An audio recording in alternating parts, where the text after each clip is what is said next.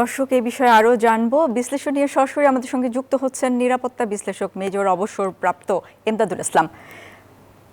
জনাব এমদাদুল ইসলাম, আপনাকে সংবাদে স্বাগত। আপনার কাছে জানতে চাই, বলা হচ্ছে ২০ বছর পর রাষ্ট্রের নিয়ন্ত্রণে এলো জঙ্গল সলিমপুর। এতদিন ছিল অপরাধীদের স্বর্গরাজ্য, এমনটা কেন ছিল? আর ভবিষ্যতে যেন এ ধরনের কিছু না হয় সেজন্য আসলে কি পদক্ষেপ নেওয়া উচিত? ধন্যবাদ।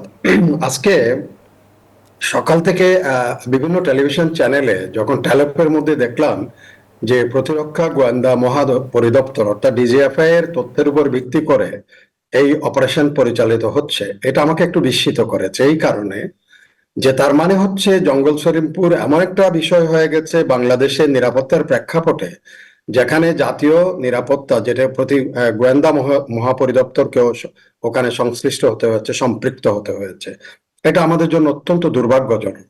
রাষ্ট্রের অভ্যন্তরে এতগুলো, যেখানে গোয়েন্দা সংস্থা আছে, এসবি আছে, ডিবি আছে, সিআইডি আছে, অন্যান্য যারা আইন শৃঙ্খলা রক্ষাকারী বাহিনী আছে, তাদেরও গোয়েন্দা সংস্থাগুলো আছে। তাদের মাধ্যমেও হয়তো যদি এটা যথার্থ যদি তথ্য উপাত্ত সংগ্রহ করা যেত, তাহলে একটু আগেই আপনাদের সংবাদে শুনলাম যে যারা শিষ্য তারা কেউ এখনো আটক হয় নাই। তার মানে শিষ্যরা দূরে আছে। নিশ্চিত করা যায় না শিষ্যদেরকে নিউট্রালাইজ করা বা তাদেরকে আইনের আওতায় আনা, তারা সরে পড়েছে ঠিকই। তার মানে এখনো পর্যন্ত সেখানে যে অপারেশন চলছে, অপারেশনের সাফল্য আসে নাই।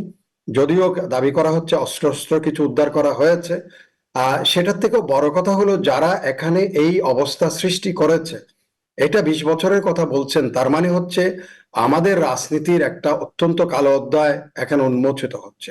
রাজনীতিক ছত্র ছায়া ছাড়া, রাজনীতিবিদদের আশীর্বাদ ছাড়া এই ধরনের তৎপরতা একটা দেশের একেবারে এমন না যে এটা পার্বত্য চট্টগ্রামের রাঙ্গামাটি, খাগড়াছড়ি, বান্দরবন এরকম এলাকায় হচ্ছে। এটা হচ্ছে আমাদের এই চট্টগ্রাম শহরের এই পার্শ্ববর্তী একটা অঞ্চল। সেখানে সন্ত্রাসীদের এই যে অভয়ারণ্য, সেটা নিশ্চয়ই আমাদের আইন শৃঙ্খলা রক্ষাকারী বাহিনীরও জানা ছিল। যারা আছে, যারা আইন শৃঙ্খলা রক্ষা করে, তারা সেটা কোনো ব্যবস্থা গ্রহণ করে নাই, কারণ তারা হয়তো জানতো যে এখানে রাজনৈতিক শক্তির একটা প্রভাব আছে, তাদের একটা ব্লেসিংস আছে। সেই ব্লেসিংস এর বাইরে তারা কেউ যায়নি। এমনকি র্যাবের একজন কর্মকর্তাকে গত মাসখানেক আগে বা আরেকটু বেশি সময়ে তাকে যে হত্যাকাণ্ডের শিকারে পরিণত করা হয়েছে, তারও তড়িৎ কোনো ব্যবস্থা আমরা গ্রহণ করতে দেখি নাই। এখনো দেখা যাক এই যে চলমান এত সংখ্যক, প্রায় আপনারা ৩,০০০-এর উপরে বলছেন, আমি যেটা শুনেছি সেখানে ৪,০০০-এর উপরে বিভিন্ন বাহিনী, যৌথ বাহিনী অংশগ্রহণ করেছে। তার মানে সেখানে ধরে নেওয়া হয়েছে যে কি পরিমাণ সন্ত্রাসীদের অভয়ারণ্য হয়েছে, সন্ত্রাসীরা সেখানে সমবেত হয়েছে। সেখানে তাদেরকে নিউট্রালাইজ করার জন্য এই যে সংবাদের ইয়েতে দেখা যাচ্ছে, সেখানে আর্মার্ড পার্সোনাল ক্যারিয়ার দেখছি, সেগুলো গেছে। সেখানে সেনাবাহিনী আছে, র্যাব আছে।